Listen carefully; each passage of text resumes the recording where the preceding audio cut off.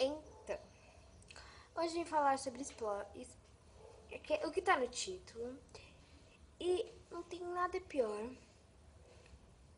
do que você pegar... Gente, eu tô falando de mim e de outras pessoas também. Porque eu adoro também, tipo... Eu quero assistir um filme, vai.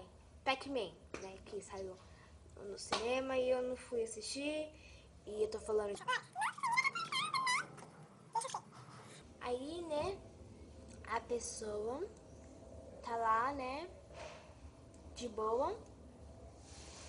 Meu primo, ele foi assistir Pac-Man, né? Sim, ele foi assistir Pac-Man, na realidade.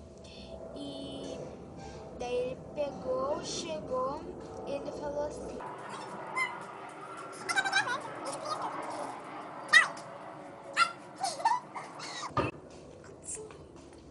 Daí, eu queria tanto assistir o Pac-Man que eu cheguei nele e falei assim... Então, né, Gabriel? Como é o vídeo? Ele falou assim, assiste pra ver. Falei, não, porque eu não vou assistir, eu não vou no cinema. Minha mãe não vai me levar.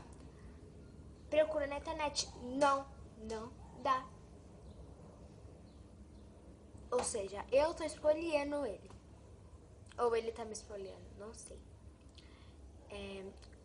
E outra coisa que eu também já sofri foi do cinema.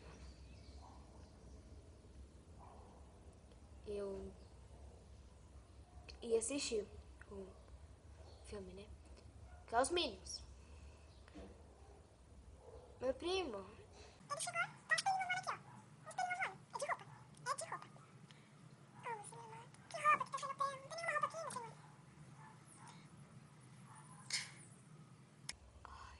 Então, vamos tentar continuar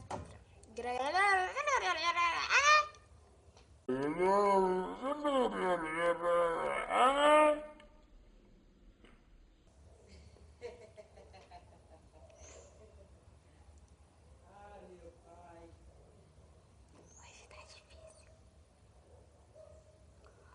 Hoje tá difícil de gravar. Hoje tá muito difícil de gravar. Mas continua. Tá, vamos tentar gravar. Daí, né, eu tô lá, indo pro shopping. Daí o meu primo, ele já assistiu, né? Aí ele chega e fala assim, você vai assistir Minions? Eu vou.